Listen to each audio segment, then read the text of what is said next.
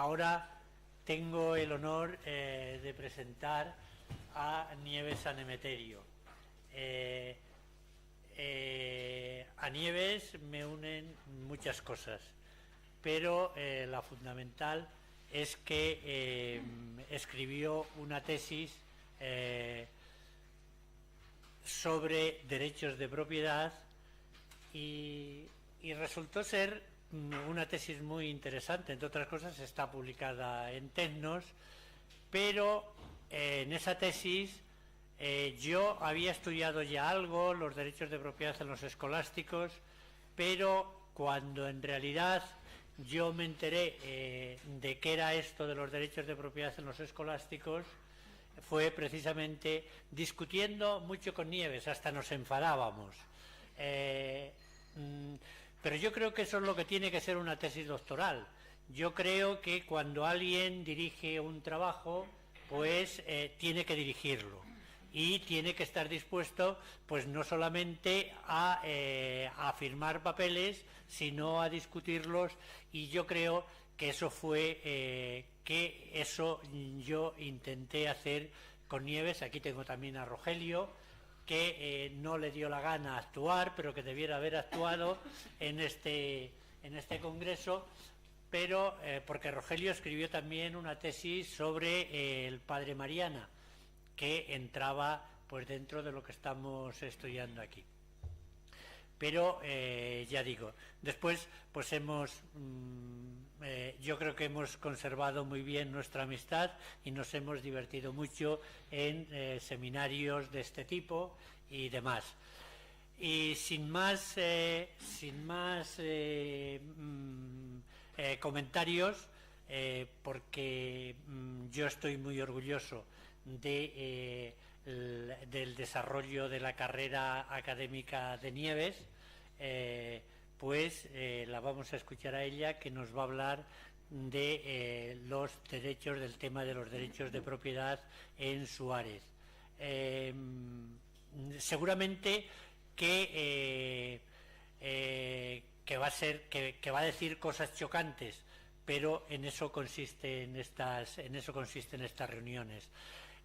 A mí me enseñó, y es lo que yo he intentado transmitir luego a mis alumnos, a mí esto me lo enseñó Pedro Svar. Yo con Pedro Svar, que fue mi director de tesis, pues tuve pero muchas discusiones, no solamente muchas discusiones, sino que como se leía los papeles, luego yo pues también me leía los papeles que me escribían, pues había veces que los tenía que repetir, y esa es la mejor forma de aprender, cuando uno se da cuenta que se ha equivocado. Así que, sin más, Nieves, tienes la palabra. Hola, es que siempre lo quiero hacer, muy buenos días. Entonces yo he preparado un PowerPoint, sobre todo para que no sea tan arduo seguir esta exposición, porque muchas veces lo que voy a hacer es citar directamente la obra de Suárez, y entonces es mejor que podáis tener las citas en la pantalla, ¿vale? Y bueno, de todas formas, yo creo que está preguntando, y los papeles se van a publicar en el acta del Congreso, o sea que podéis tener una copia de lo que más o menos voy a decir aquí. Lo primero que tengo que hacer, a ver, ¿me han dicho qué es? Bueno, este es el índice de la exposición. Hay siete epígrafes. Si estás más cómoda levantándote, poniendo, sí, bueno, como sea. Sí. No, estoy bien así. Aquí, gracias. Entonces, bueno, son 8 epígrafes, incluidos la conclusión.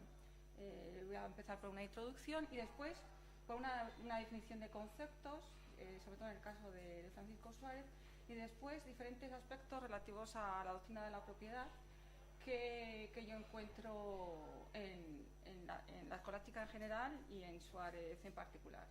Porque lo que voy a hacer, ya lo diré en la introducción, es contextualizar las ideas de Suárez sobre este tema dentro de la tradición escolástica, para, sobre todo, poner en valor sus novedades, ¿no?, y otras cosas que parecen muy novedosas, pues realmente no lo van a ser tantos, como luego vamos a ver, lo veremos en las conclusiones. Entonces, aquí voy a, después de la definición de conceptos, voy a hacer una pequeña alusión a la defensa de la propiedad privada frente a la común, que suele estar en el pensamiento escolástico, a la categoría jurídica que se le confiere a la propiedad, también en el pensamiento escolástico y en Suárez en general, la justificación moral de la apropiación, el acto que justifica la apropiación por los individuos, los límites a la propiedad, no tanto establecidos por el Estado, sino límites morales también a la exclusividad de la propiedad. Y por último, aquí tengo que decir que es un análisis breve, porque un análisis amplio de este último punto sería ya una exposición completa, porque estaríamos hablando de su teoría política, que es la relación entre la propiedad privada y el Estado. En este sentido es una pena que no ha podido venir antes y no he oído a mi maestro sobre este tema, pero seguramente diré ideas provocativas para que él me conteste y que se pueda entablar aquí una discusión como las que tuvimos hace tiempo cuando me estaba dirigiendo la tesis. Y por último, una valoración global de esta teoría. ¿De acuerdo?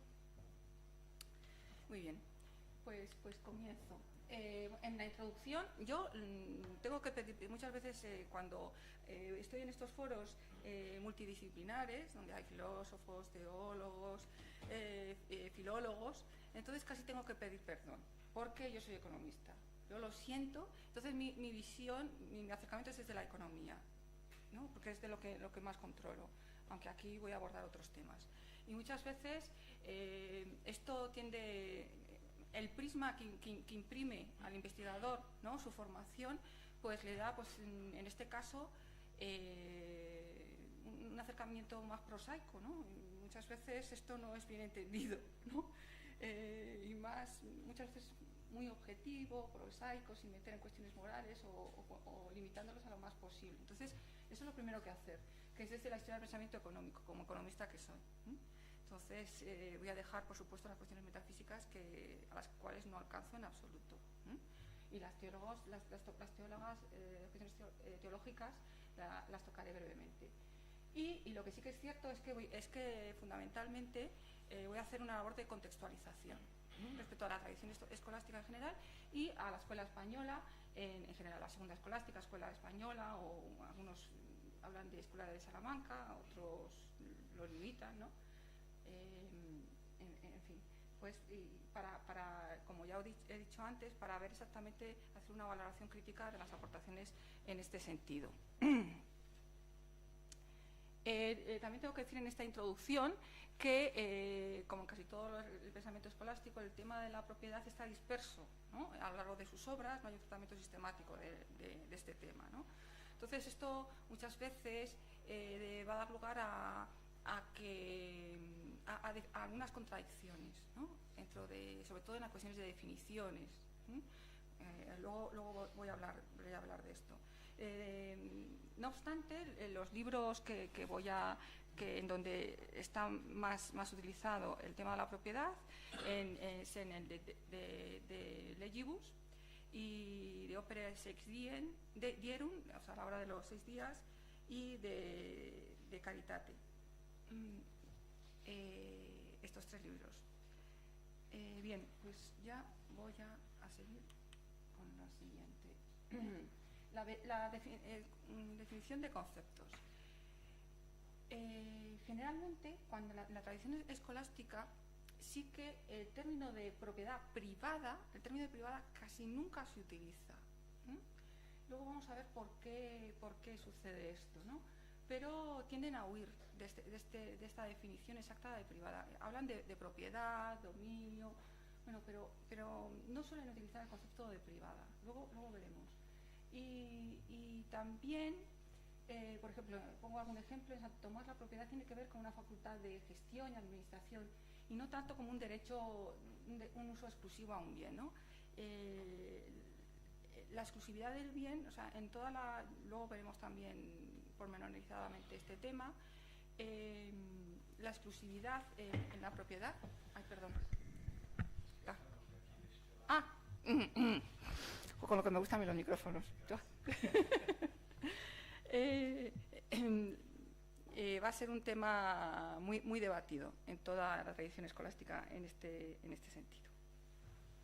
Pero esto, como lo vamos a ver más adelante, pues lo discutiré. Entonces, dentro de esta definición de conceptos, en Francisco Suárez, pues, como en la escolástica no es común que aparezca el término propiedad privada, sino voces como dominio o propiedad, que unas veces se utilizan como sinónimas y otras veces sus significados, dependiendo de la hora en donde que estemos contemplados, sus significados se cambian, ¿no? Y esto tiene que ver por lo que os estaba diciendo, porque no tiene un tratamiento sistemático sobre la propiedad, sino que muchas veces están tratados en otras cuestiones. Y lo que sí que es habitual en Francisco Suárez y en el resto de los escolásticos, hablar de la división de los dominios, ¿no? Como la propiedad. ¿Está? ¿Sí? Vale. Sí está, lo que pasa que al enfocar hacia allá, pues se pierde. Pero vamos, es inevitable. Y bueno. Entonces, sin embargo, sí que es cierto que alude en algunos casos al concepto de propiedad privada y lo define como el derecho principal a disponer de alguna cosa en cualquier uso no prohibido por la ley, que a mí me sorprende porque es una definición muy moderna de propiedad, en el sentido, la misma que podríamos tener hoy, ¿no? Entonces, existe el Estado que establece una ley y que restringe ciertos usos de determinados bienes, ¿no? Yo siempre pongo, cuando hablo de este caso, siempre me acuerdo de mi casa, que tiene la fachada protegida y no puedo cambiar los balcones o no puedo, ¿no? O sea, entonces hay una serie de reglamentos que me pide todo el uso completo de los bienes, ¿no? Entonces, esta definición, la verdad es que me sorprende por su modernidad. Sigo. De todas formas, sí que aparece una definición de conceptos que él define entre dominio de jurisdicción y dominio de propiedad. Ahí he puesto unas figuritas que un poco definen qué es cada caso, ¿no? Yo lo voy a ver, aquí está. El dominio es un concepto amplio y se concibe como una potestad o superioridad de un ser sobre otro. Por eso he puesto ahí el hombre y luego he puesto a la mujer ahí que no he encontrado otro que es esto yo me he dado cuenta, pero no en la figurita esta, pero bueno, es políticamente incorrecto, ¿no? pero daba mucha esa idea de la superioridad, ¿no? de todos los bienes inferiores. Luego está el dominio de jurisdicción, que es el que se confiere al gobierno y que le da la potestad de gobernar y dirigir a sus súbditos. Y después es el dominio de propiedad, que confiere la facultad al dueño para usar del objeto de su dominio con todos los usos lícitos y convenientes a su naturaleza y extraer sus utilidades para emplearlos en su propio provecho. Estas son citas literales, ¿no? Entonces, que este último dominio de propiedad se parece mucho a la definición anterior que he dado, en donde aparece el concepto de propiedad privada. Bien, pues esto, bueno, el concepto de dominio de propiedad, ahí he puesto una llave porque tiene más con la exclusividad, ¿no? Con el excluir al que no es el propietario, que luego ya seguiremos. Y luego hay otra definición de conceptos, otra clasificación en Suárez, que está el dominio supremo de Dios, por debajo del dominio de excelencia de Jesucristo, el dominio alto del Estado y el dominio de propiedad. De esta jerarquía de dominios que también establece Suárez, me interesa sobremanera el concepto de dominio alto del Estado, que no es una mera jurisdicción, como he puesto en la anterior diapositiva, porque le confiere al Estado la capacidad de apropiación de los bienes de los súbditos. Entonces es similar al dominio de propiedad, pero que lo ostenta el Estado. Luego, en el apartado 7, donde vea las relaciones entre derechos de propiedad y Estado, voy a insistir en este dominio alto del Estado. ¿De acuerdo? Bueno, esto es la definición de conceptos. Como veis, hay una gran clasificación de conceptos en la obra de Suárez. Vamos ya en los argumentos de corte más economicista, que es esta, la defensa de la propiedad privada. Entonces, Realmente aquí lo que voy a hacer es al principio voy a hacer un contexto, porque Suárez está completamente en la tradición, una tradición que va a establecer dos escenarios, ¿no? Diferentes en su discurso. Esto es típico de toda la escolástica, desde la patrística, y está un uso común en el estado de naturaleza, de los bienes en el estado de naturaleza, y ahí veis la foto que están Adán y Eva en el paraíso, con todos los bienes, los gallos y todo así a su disposición, ¿no? Y luego una propiedad privada en el estado de naturaleza caída. Cuando ya son expulsados, pues entonces la propiedad privada se contempla como un mal menor y necesario para el buen funcionamiento de las cosas. Es decir, existen estos dos escenarios, el que perdimos en el paraíso y el de la sociedad, el estado de naturaleza caída, en donde es necesario la propiedad. Entonces, a partir de estos dos escenarios que están ya contemplados en el decreto de Graciano, pues hubo un proceso de rehabilitación del concepto de propiedad que tiene que ver en muchos casos pues por la llegada de los franciscanos en el siglo XIII, siglo XIV, en donde se establece una controversia sobre si es posible emular la pobreza apostólica, ¿no?, en esos momentos. Y además es cierto que estos postulados, que tenían su origen en la patrística, no caben muy bien en los cambios económicos que se suceden en la Baja Edad Media. Es un cambio prácticamente revolucionario en la vida urbana, en los mercados, las ferias, los comercios, los medios de pago. Y entonces ese dogma escolástico tenía que compatibilizarse con lo que veían, ¿no?, a su alrededor. Entonces, yo creo que por esas dos causas, sí es la tradición escolástica siente la necesidad de rehabilitar a la propiedad privada, no como un mal menor, no como un mal menor al que tenemos que acostumbrarnos en el estado de naturaleza caída, sino porque tiene unas virtudes intrínsecas, ¿no?, ese sistema. Y entonces, precisamente, Santo Tomás de Aquino recupera esta defensa consecuencialista de la propiedad que estaba ya en Aristóteles. Entonces, hay tres tipos de argumentos y que van a aparecer prácticamente en toda la escolástica. Hay tres tipos de argumentos económicos, que dicen que los bienes privados se administran mejor que cuando se usa de forma común, es decir, desde el punto de vista de la eficiencia, ¿no? Existe un ahorro de recursos. Argumentos sociales, porque establece que cuando las posesiones son repartidas y se instala la propiedad privada, hay una mayor paz social. Y argumentos morales, porque el hombre actúa de una forma más virtuosa si se ocupa de lo suyo propio que si las propiedades se usan en común. Entonces, este tipo de argumentos van a ser básicos a partir de esos momentos en toda la tradición escolástica, que, como digo, va a ser la tradición aristotélico-tomista. Entonces, bueno, en el papel hago alusión a Domingo de Soto, que yo creo que dentro de la escolástica de Salamanca es el autor donde desarrolla mejor cada uno de estas virtudes de la propiedad privada. La verdad es que el desarrollo de Soto dentro de la escolástica española en los temas de la propiedad es la más detallada, ¿no?, en casi todos los ámbitos, todos los ámbitos que vamos a hablar. Y en este caso, Suárez va a estar totalmente en la tradición. Entonces aquí es donde incorporo la cita. La división de las cosas, en cuanto al dominio de las tierras, de frutos animales y otras cosas temporales, es necesaria ahora bien para evitar las pendencias entre los hombres y conservar la paz, o bien para el sustento de los hombres, porque si los bienes fuesen comunes, los hombres descuidarían el guardarlos y el cultivarlos.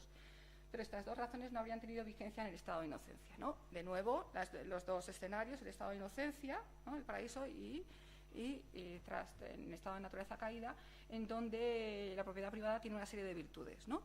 No he encontrado otras citas en donde se haga esta defensa que hemos llamado, que ya llamo consecuencialista de la propiedad privada.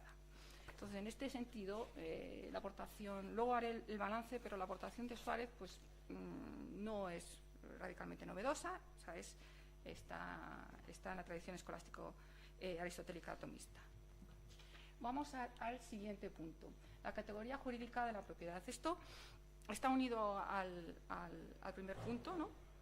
Entonces, en este caso, estos dos escenarios, he añadido a la diapositiva la categoría jurídica. El uso común en el estado de naturaleza es de derecho natural, mientras que la propiedad privada en el estado de naturaleza caída es de derecho positivo, ¿no?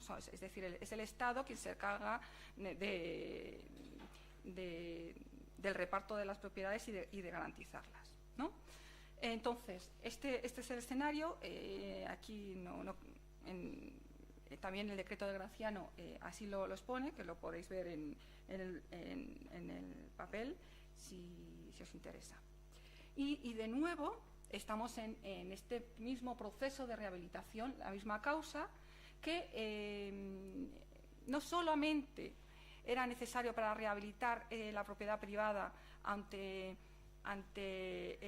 ese ataque a la propiedad de la orden franciscana que emulaban esa pobreza apostólica, sino que la propiedad privada debía de rehabilitarse también en la jerarquía jurídica, porque el derecho positivo era un refugio demasiado débil y mutable, ¿no?, como para blindarla, ¿no?, sobre todo ante la posibilidad de que hay un escenario anterior al que luego se va a recurrir, que es el uso común de los bienes, que es al que aspiraban los franciscanos, ¿no?, ese uso común de los bienes.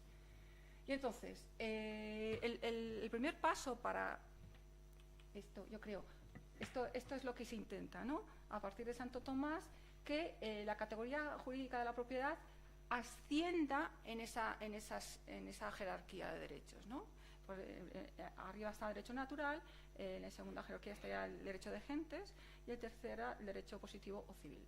Y entonces existe esa necesidad de rehabilitarla, ¿no?, ascendiendo en esa pirámide. Y entonces, por ejemplo, Santo Tomás, yo creo que es el primero en hacerlo, y dice que la propiedad de las posesiones no es contraria al derecho natural, sino que la sobreañade por conclusión de la razón humana, ¿no? Es decir, lo compatibiliza perfectamente. Entonces, esto es una ambigüedad que va a estar presente en estas justificaciones sobre la propiedad, porque sí que es cierto que tienen que compaginar la defensa de la propiedad con el uso común de los bienes como ideal, ¿no? No, esto es que ya me pierdo. Entonces, esta es la intención, la rehabilitación del concepto de propiedad, de la categoría jurídica de propiedad. Y entonces, en este sentido, también, como ya he dicho, Domingo de Soto es el que más detalladamente estudia este tema. Suárez está en la misma tradición. Asimismo, la división de los campos y tierras, esto ahí debe haber una rata, emplazamientos y términos comunales, se dice que es de derecho de gentes, división que supone la institución de las sociedades humanas, supuesta esta en virtud de una sola razón natural. Todas estas cosas son lícitas, aunque no sean sencillamente necesarias. Es decir, aquí ya establece este derecho de gente, que es un derecho intermedio, que es común a todas las naciones y que se crea por conveniencia. Es decir, no por un Estado supranacional, sino dimana directamente del derecho natural por conveniencia de los hombres, ¿no? O sea, tiene una categoría superior al simple derecho positivo, que es donde lo coloca Francisco Suárez. Y entonces, a ver, que si... Además, aquí lo deja también bastante ambiguo, porque dice que este derecho de gente se distingue de derecho natural primario a manera de derecho natural secundario. Es decir, que es derecho natural, no es derecho de gente, pero tiene una categoría de derecho secundario. Entonces, continúo. A ver.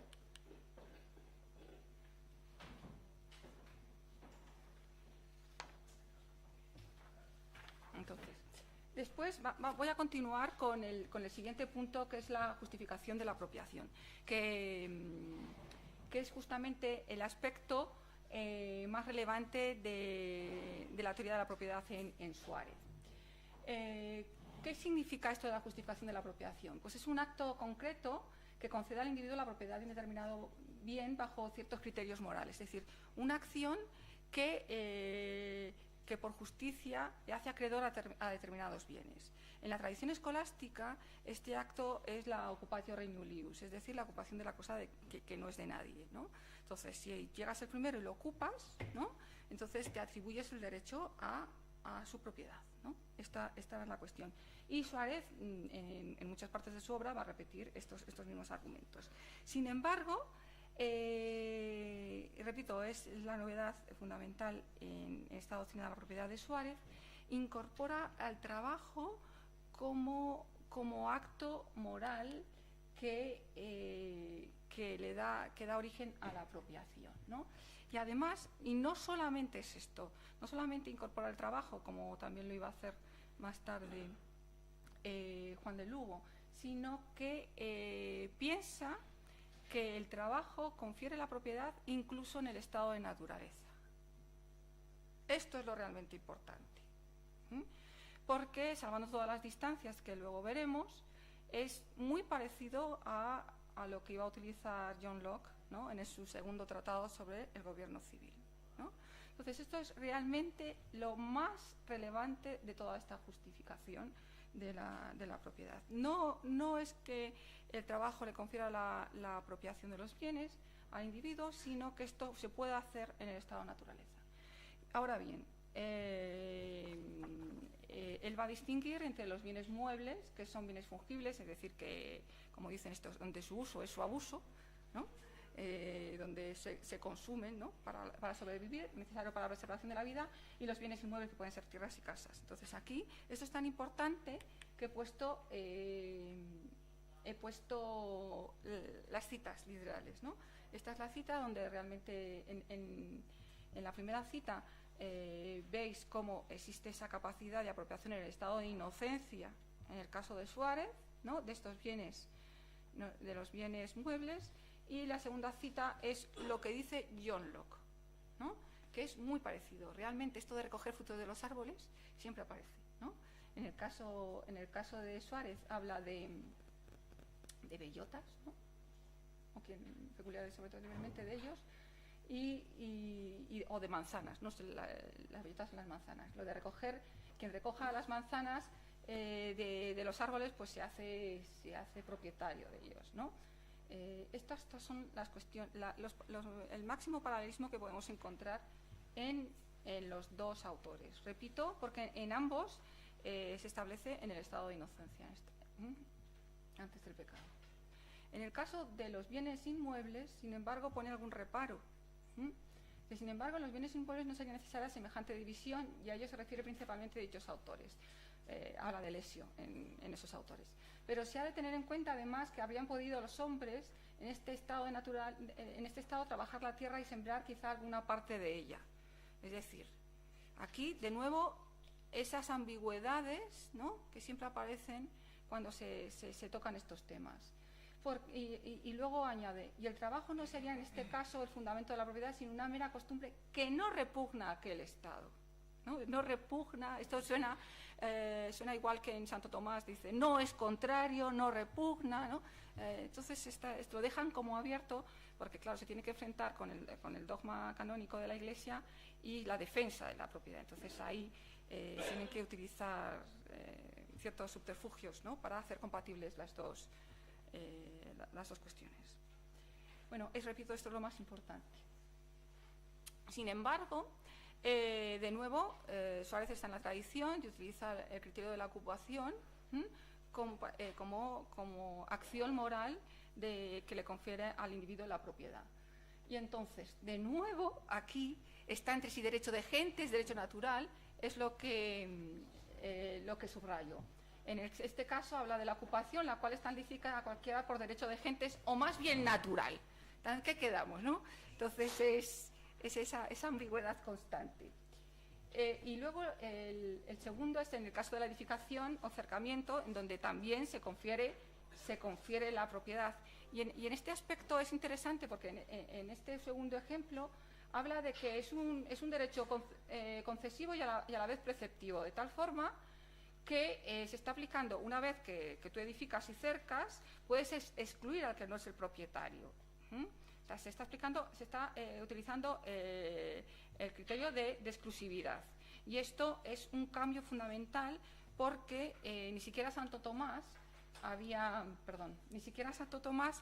ido tan lejos, ¿no? Que Santo Tomás había dicho que este proceso de apropiación de la res nullius es concesivo pero permisivo, ¿no? O sea, que tú puedes apropiarte de un recurso pero no puedes impedir que otros tengan acceso a él. Y pone el ejemplo de los que acceden a un teatro, ¿no? Tú accedes a un teatro pero puedes, no de forma exclusiva, o sea, no puedes impedir que los demás también accedan. Entonces, este es un aspecto, un derecho concesivo y preceptivo, es también un aspecto muy relevante en la teoría de la apropiación, a mi entender, ¿no? de la apropiación de Suárez. Bien, continúo. No sé cuánto me está llevando. Entonces, límites a la propiedad. También he puesto aquí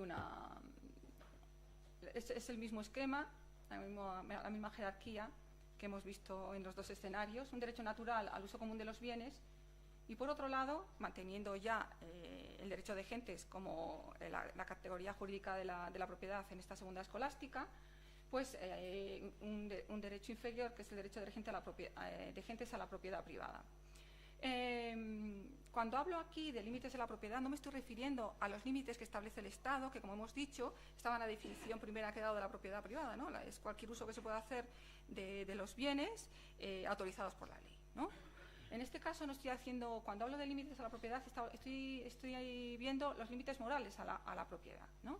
Y el más interesante, en mi opinión, porque socava el principio de la exclusividad de la propiedad privada, es el caso de extrema necesidad, ¿no? En el caso en donde estamos en una extrema necesidad, en donde existe el peligro de muerte para el individuo, puede tomar del prójimo, la propiedad del prójimo, para aliviarse. Además, esto no es hurto, ni necesita la aprobación de un juez, ni la aprobación del propietario, ¿no? Y esto también es una tradición en toda la escolástica. Es el conflicto entre el supuesto de extrema necesidad.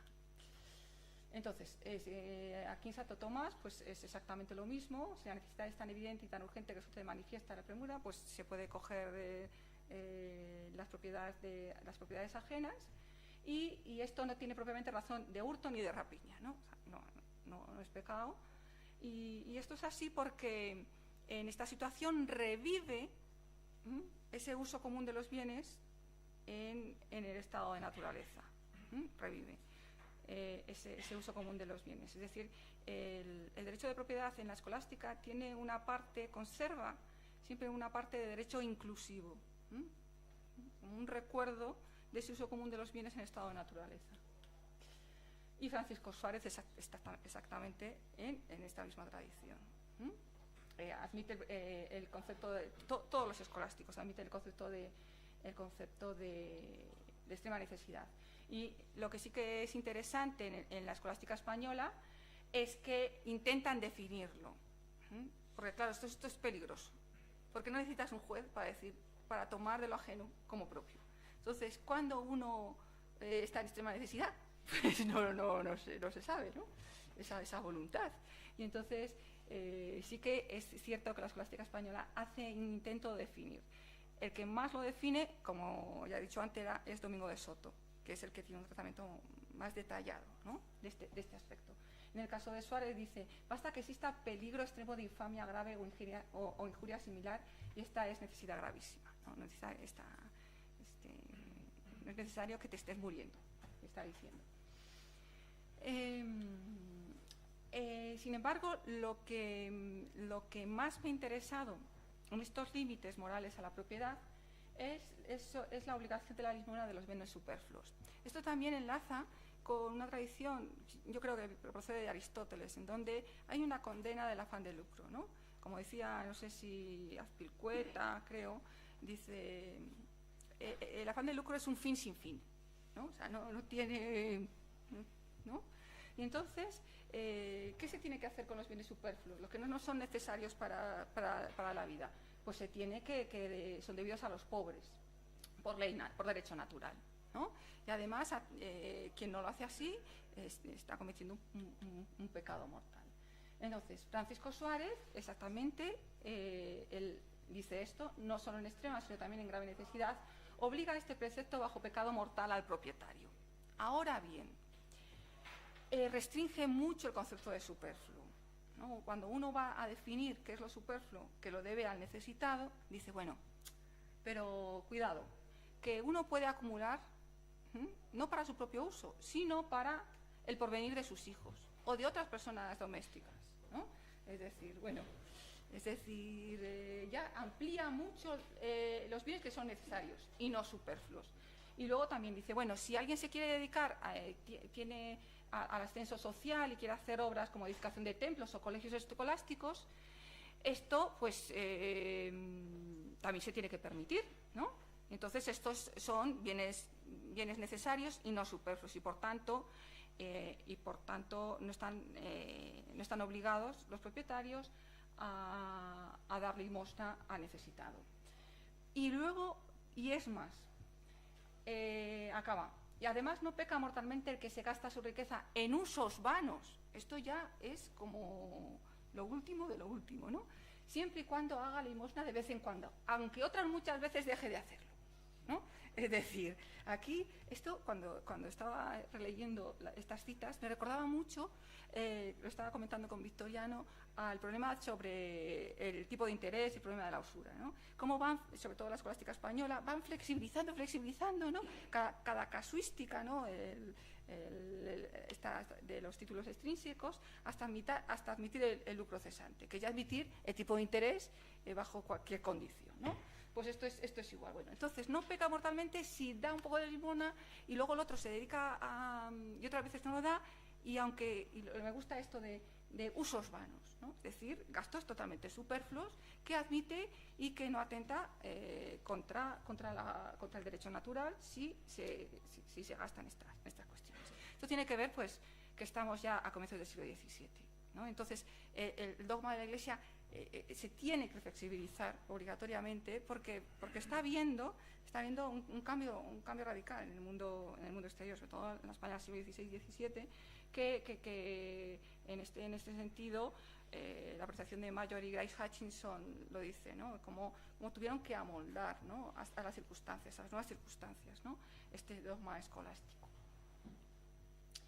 Bien, por último, ya estoy acabando, estoy apurando toda la hora. Yo pensaba que no me iba a dar. Entonces, la relación entre poder político y propiedad.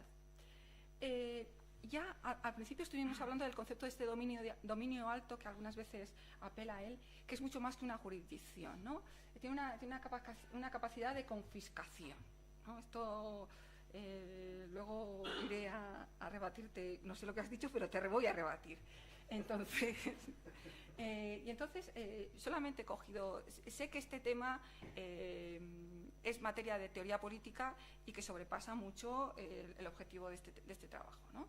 Pero bueno, voy a simplemente diferentes ideas que me sugieren.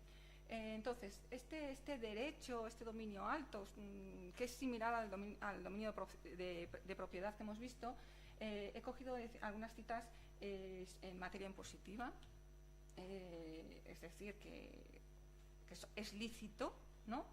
Que el príncipe, casi por definición en materia impositiva, las leyes que creas son para el bien común.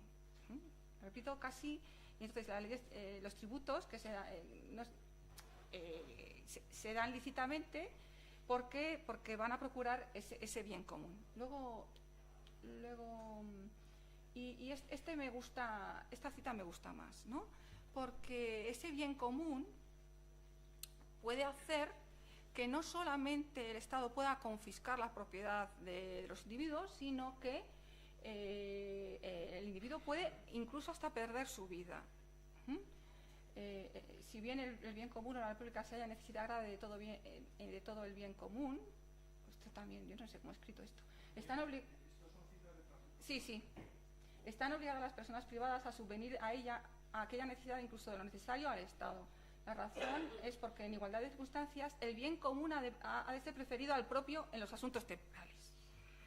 Entonces esto es muy potente, ¿no? Y puede incluso perder la vida. Entonces esto me interesa, porque si es así, esto es lo provocador, ¿eh? Aquí llegó. Entonces estamos, aunque hemos visto que existen ciertos paralelismos, ¿no? Cuando hablábamos de la apropiación en el estado de naturaleza, por el trabajo, de los bienes muebles, parece que estamos dando la vuelta, ¿no?, al liberalismo político, que puede estar, bueno, puesto John Locke, pero en otros aspectos puede estar Hobbes, ¿no?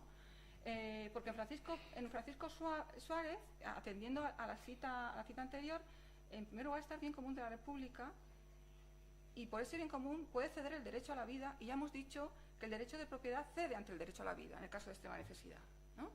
Entonces, esta es la construcción, según mi opinión, que podemos extraer de Suárez.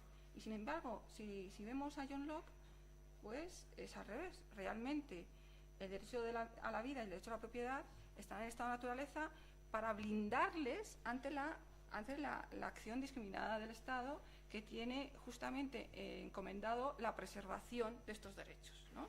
Entonces existiría una casi inversión, ¿no?, de esta jerarquía, ¿no? Esto es lo más provocador. Esto va para ti, Victoriano.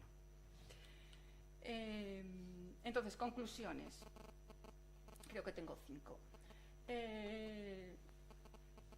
Se amolda, la doctrina sobre la propiedad de Suárez se amolda a las circunstancias económicas del momento y, por tanto, flexibiliza enormemente los límites de la propiedad y las obligaciones del propietario. Ya hemos visto en el caso de dar Lisbona de los bienes superfluos, ¿no? Esta es una característica en donde Suárez no es realmente relevante, porque está en toda una tradición. Mantiene los mismos postulados que aparecen en la tradición aristotélica atomista, como la defensa consecuencialista de la propiedad o el límite a la exclusividad en el caso de extrema necesidad. Ahí, exactamente la misma tradición. No continúa esta senda cuando analiza la categoría de la propiedad como un derecho permisivo y preceptivo al mismo tiempo, un atributo que confiere la exclusividad al propietario, ¿no? Es un paso más allá de lo que había dicho Santo Tomás. Y por último, si debemos destacar un aspecto realmente significativo en su teoría, esto lo encontramos en la justificación de la propiedad en el estado de naturaleza, que se asemeja claramente a lo que iba a mantener John Locke más tarde. Pero, sin embargo, no por eso deberíamos admitir que está en Suárez esa semilla del liberalismo político, porque las competencias que otorga el Estado sobre las propiedades de los súbditos arroja dudas a este respecto, ¿no? Repito que esto merecería un estudio mayor, que no es el que hay. Y nada más. Gracias.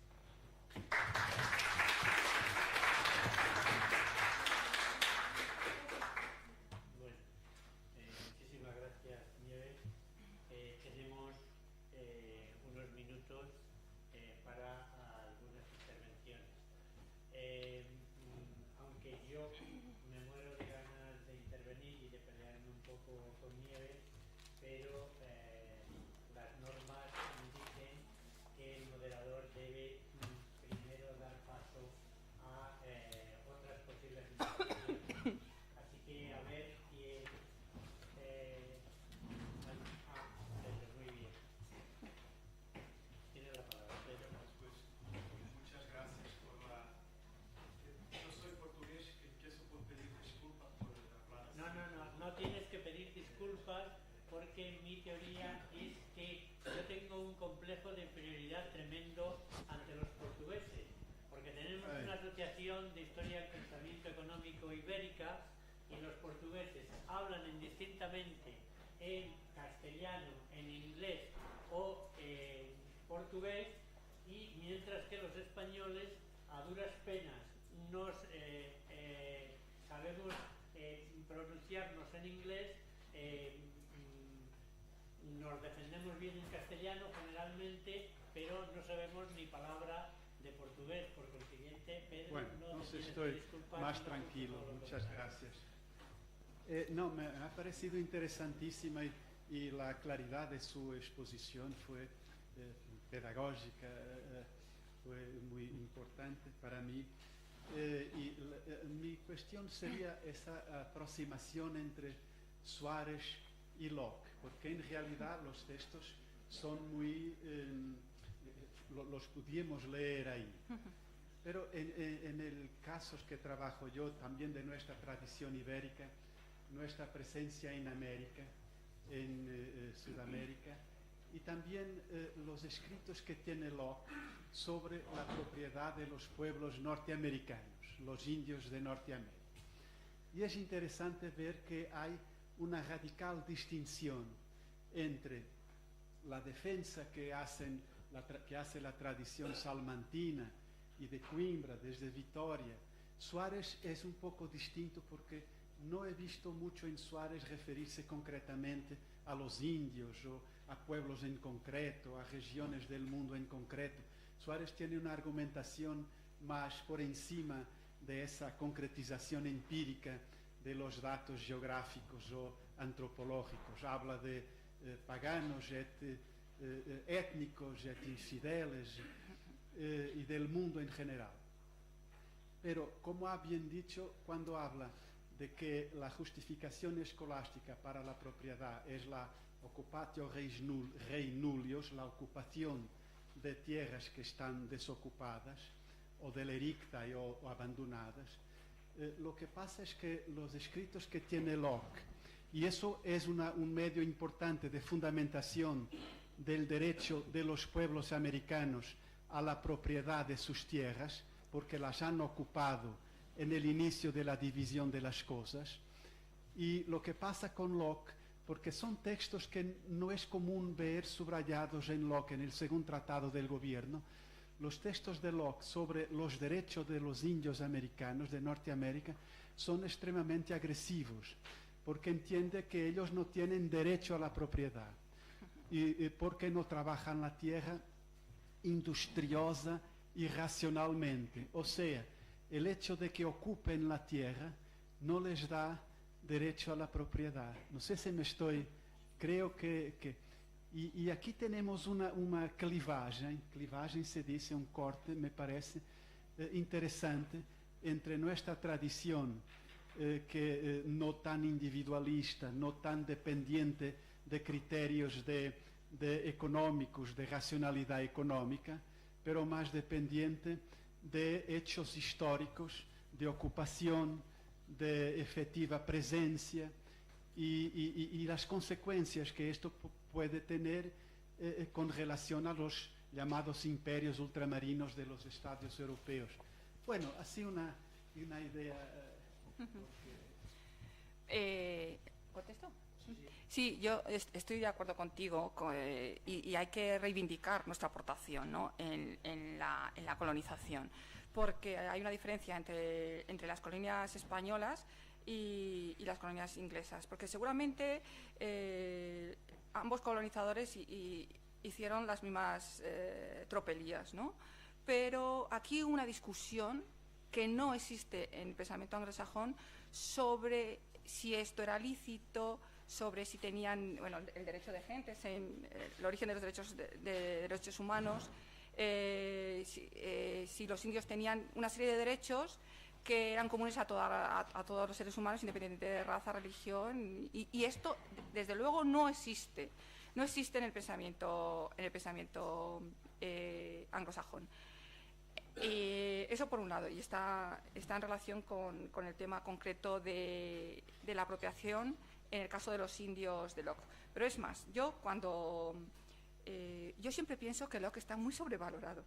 He tenido muchas discusiones a este respecto, sobre todo con una politóloga que piensa que Locke es Dios, ¿no? Entonces, y ella, yo le enseñé el ensayo sobre las leyes de pobres que tenía Locke, que son terroríficas. O sea, que él decía que había que cortarle las orejas, meterlos en galeras, no, siempre y cuando salieran de su circunscripción. O sea, hay un Locke que no es que bueno, estaba en el ambiente estas leyes de pobres, no eran ni mucho más agresivas ni menos agresivas, pero bueno, lo de la defensa de los derechos humanos no parece que en este pequeño, es un opúsculo, de pequeña obra, quedará claro, ¿no? En su propuesta de derechos de pobres. Y luego, respecto a lo de la apropiación de Locke, yo creo que lo que está sobrevalorado en concreto en su obra es el recurso al trabajo, precisamente lo que aquí estamos hablando, como justificación moral de la propiedad. Porque podría ser otra justificación, y además es que eso le da muchos conflictos, ¿no? Sobre todo cuando introducen el dinero, ¿no?, en su tratado y tal. O sea, le produce muchos conflictos. Entonces, a mí me da la sensación que siempre estaba a la sombra a Hobbes, ¿no?, cuando escribía, y cuando iba a conclusiones muy parecidas a las de Hobbes, cambiaba de dirección, ¿no?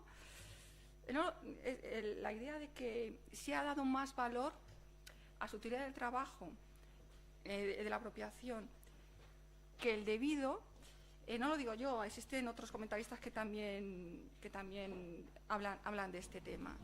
Porque lo interesante no es el hecho de que atribuir al trabajo esa capacidad moral de apropiación, lo interesante es que los individuos, lo que he dicho yo, ¿no?, se blinden, ¿no?, de esa serie de derechos que el Estado ha de admitir porque es la prioridad, ¿no? Y en ese sentido el esquema de Suareziano es contrario. Entonces, eso sí que es novedoso. ¿No? No lo sé. Sí. Muchas gracias. Muchas gracias. A mí me gustaría saber si Suárez en algún momento trata del fideicomiso, de la forma de propiedad que procede de Inglaterra bajo el nombre de trust, y que, aunque tiene un origen remoto en el siglo XIV, justamente en esta época estaba adquiriendo un gran auge en Inglaterra, como consecuencia de la represión que se ejerció contra los católicos, muchos de los cuales, por cierto, estaban aquí en aquel momento, estaban distribuidos entre Valladolid y Sevilla y Madrid. Entonces, estoy absolutamente convencido de que Suárez tendría familiaridad con el concepto de trust, y mi curiosidad es sobre si él, como escolástico, levantó alguna objeción frente a el descoyuntamiento que se produce en la figura del propietario, la persona del propietario, cuando en el concepto, dijéramos, simpliciter de propiedad, el propietario es el beneficiario y al mismo tiempo el sujeto activo sobre el bien poseído, mientras que en el trust, en el fideicomiso, hay un descoyuntamiento, es decir, hay un sujeto activo que es el trustee y hay un beneficiario que es a quien va dirigido quien es el beneficiario del fideicomiso. Entonces, esta es mi pregunta. Yo en principio lo desconozco, pero puede ser todas estas cuestiones, yo creo, todas las formas concretas legales, eso lo mete dentro del derecho positivo, las diferentes categorías de derecho positivo, o sea, la norma. Y queda un poco fuera de la discusión esta que yo he puesto, ¿no?, que tiene que ver más con esa compatibilidad entre las leyes canónicas de la Iglesia, ¿no?, el dogma canónico de la Iglesia, y la aceptación de la propiedad privada, ¿no? Pero no lo sé, lo tengo que mirar.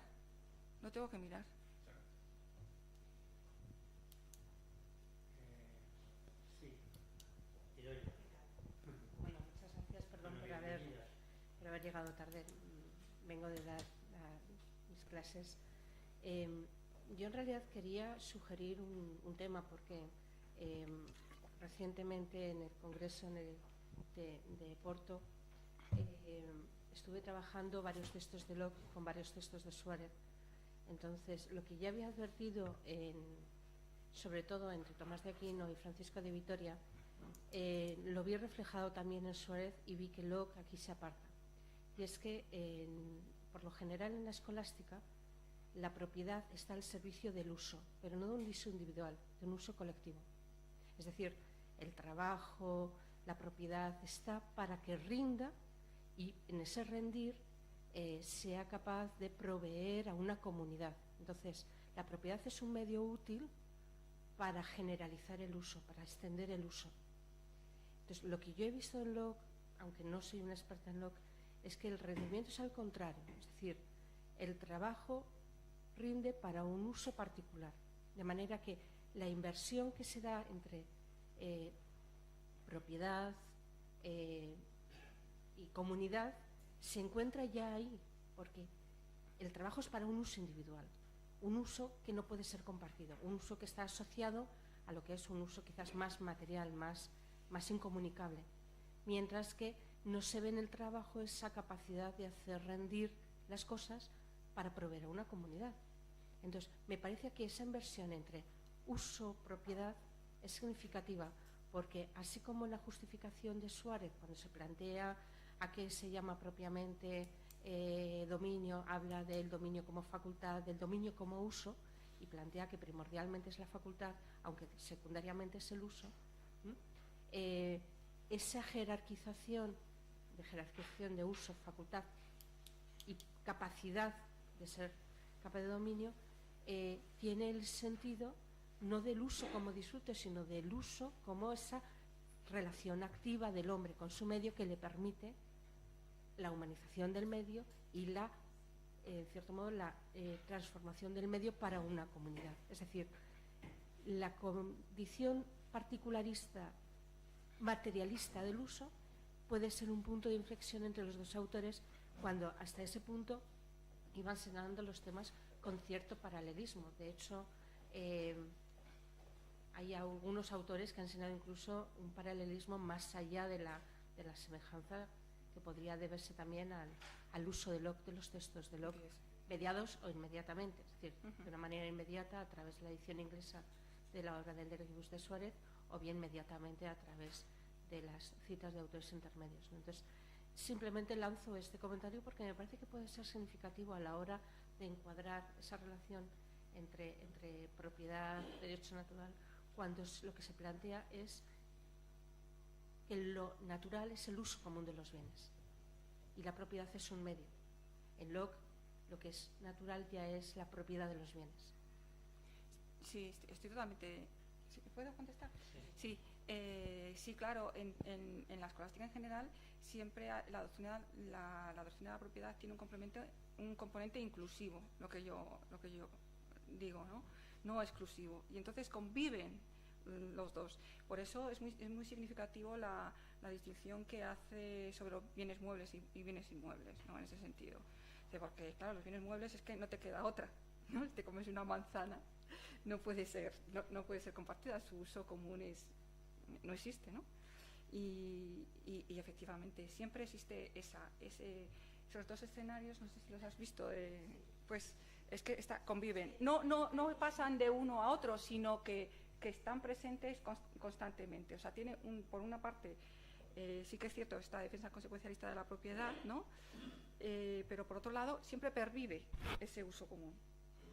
Y ese efectivamente, yo creo que aunque es cierto que el justnaturalismo racionalista, ¿no?, en general olvida esa parte inclusiva, en Locke yo no lo todavía, o sea, conserva mucha herencia escolástica, sí. Conserva muchísima herencia escolástica. Pero ya los ejemplos de uso ya son distintos. Ya no me caí de los textos a lo mejor. Sí. O sea, lo que me hizo clic cuando sí. Cuando vi este tema es con este asunto tan repetido en la escolástica de es mejor que el dinero se preste para que otro lo pueda a que esté escondido en barcas, que esté guardado en el dinero siendo un bien privado, en realidad el dinero se genera y eso se hace a través del movimiento y se trata cuando se asocia a la acción humana. Entonces, esos dos elementos me parece que son muy significativos para abordar de una manera muy global, ¿no?, toda la profesión. Pero bueno. Paco, yo ya me voy a tener que morder la lengua porque sí. Se nos está marcando el tiempo. Vamos a ver, me parece que hay un problema de la epistemología que se aplica a las figuras jurídicas y financieras. Por ejemplo, yo creo que el mutuo es una figura fundamental para entender a los escolásticos e incluso algunas actuaciones actuales, como por ejemplo la cláusula suelo.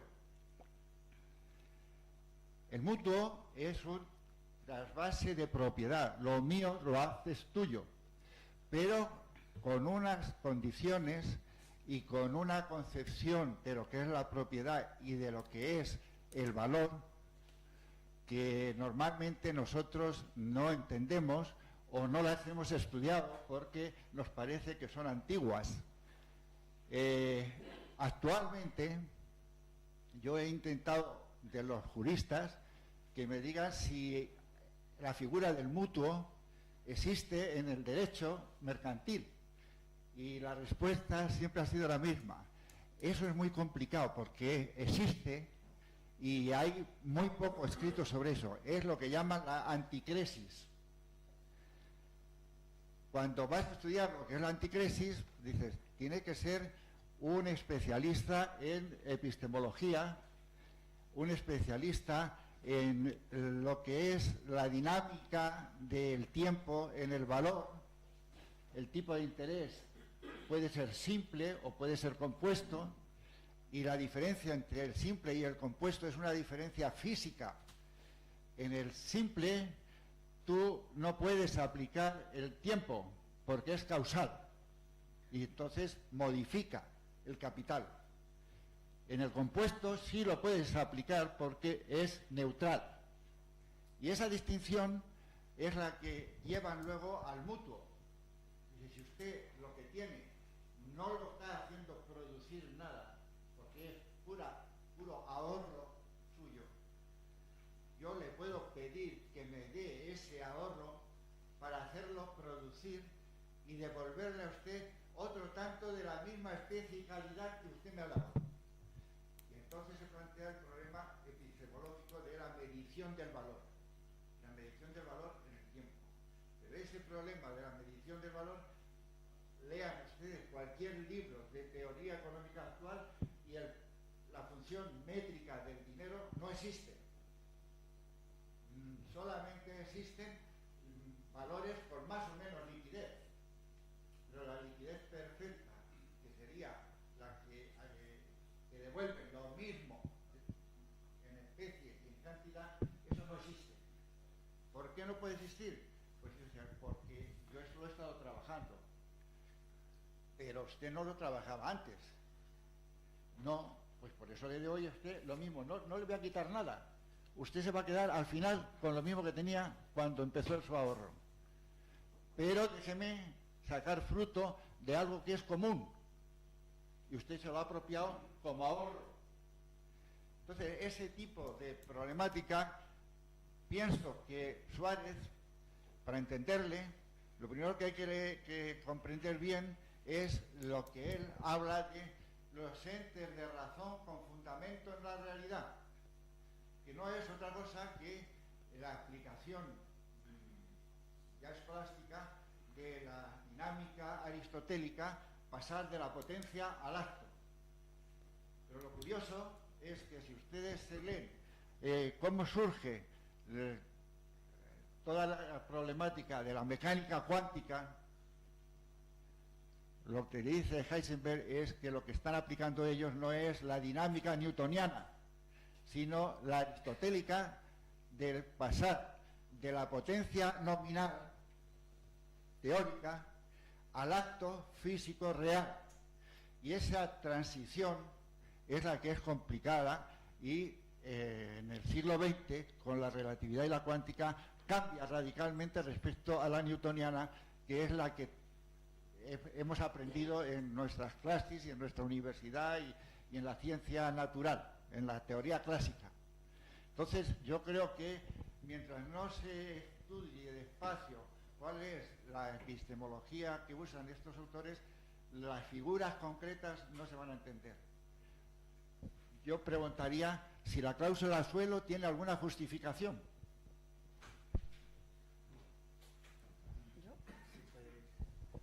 Bueno, yo como he empezado pidiendo perdón por ser economista, pues es que no cuestiones epistemológicas, no sé.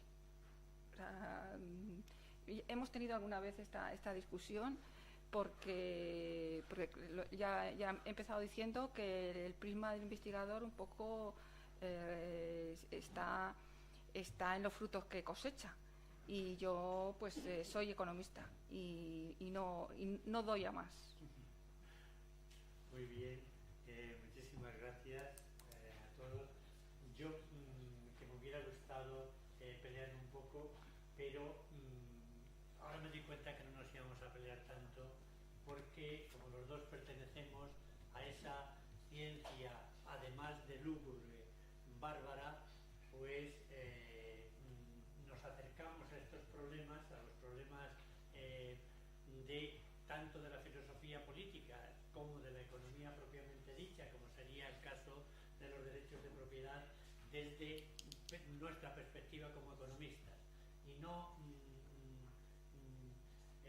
somos limitados en el tema. Pero de cualquier forma, pues yo creo que ha sido muy interesante y uno de los temas que yo quiero sacar aquí es eso. Los escolásticos los hemos utilizado para todo, como ser los padres de la economía austríaca y su teoría subjetiva del valor, como ser los padres del liberalismo. Pero los del liberalismo un poco menos. Me está golpeando en la cabeza ese gráfico que puso Nieves en la pizarra de que los derechos subjetivos en el caso de los escolásticos, en el caso concretamente de Suárez, queda bastante abajo. Y eso es digno de tener en cuenta. Si bien es verdad que por lo que se refiere a la escolástica medieval y las discusiones en teoría monetaria, que es lo que yo más conozco, ahí sí que aparece la defensa de los derechos subjetivos y concretamente el derecho subjetivo paradigmático es el derecho de propiedad, que como hemos visto aquí pasa más bien a segundo plano. Bueno, continuaremos.